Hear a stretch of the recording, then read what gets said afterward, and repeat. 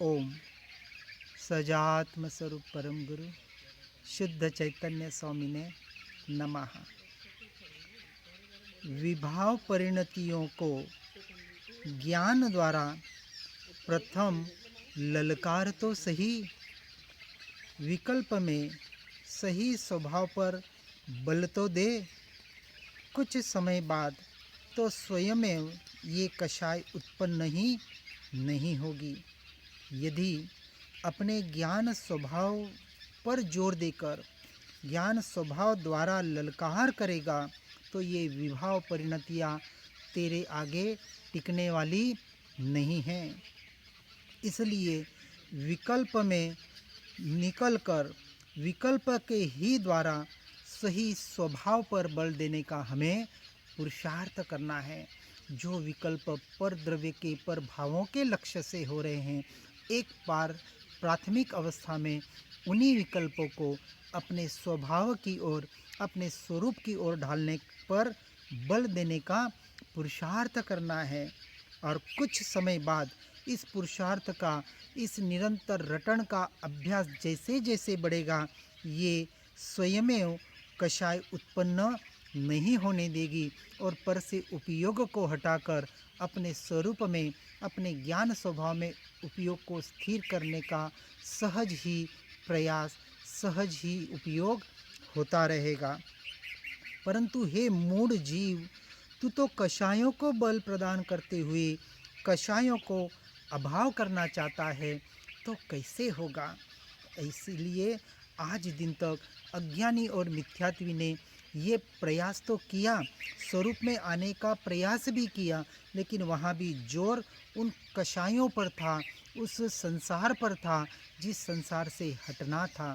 इसलिए आत्मा की परमार्थ की बातें सुनकर पढ़कर भी जो सिर्फ मोह माया रूपी संसार में रचा पचा है, वो सत्य स्वरूप को प्राप्त नहीं कर सकता। इसलिए हे जीव, जागने का समय आ गया है। यह प्रमाण ज्ञान सूर्य की बिखरी किरणों के समान भेदक नहीं है। शुद्ध ने ज्ञान सूर्य की शीशे द्वारा इकट्ठी की गई किरणों के समान मिथ्यात्व को जलाने वाला है। इस अशुद्ध पामर अवस्था में भी प्रभुता के दर्शन कराने वाला यह शुद्ध निश्चय नहीं ही है। यानी कि जैसे यह सूर्य की किरणें बिखर जाती है तो अपने तेज को कम कर देती है, इसलिए यह ज्ञान प्रमाण सूर्य की किरणें बिखरी हुई होने की वजह से यह अभी उस कर्म को भेदने वाले नहीं बन पाती है। जैसे कहे जाता है कि लेंस के द्वारा उस किरणों को एकत्रित करके कागज़ पर एक पॉइंट, एक बिंदु बनाया जाए तो वह कागज़ भी जल जाता है।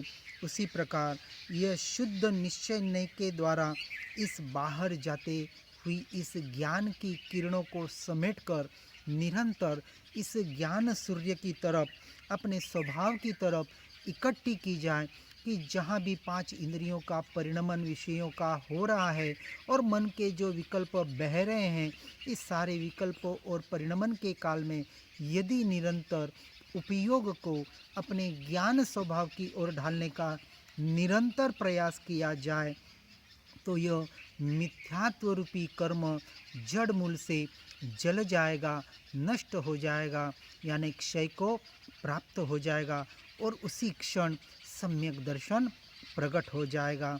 इसलिए इस अशुद्ध ऐसे पामर अवस्था को, जिसको हम व्यवहार से पामर अवस्था कहते हैं पर्याय में, उस पर्याय रूपी पामर अवस्था में भी अपने स्वयं के शुद्ध स्वरूप, प्रभुता स्वरूप उस आत्मा के दर्शन कराने वाला यह शुद्ध निश्चय नहीं है।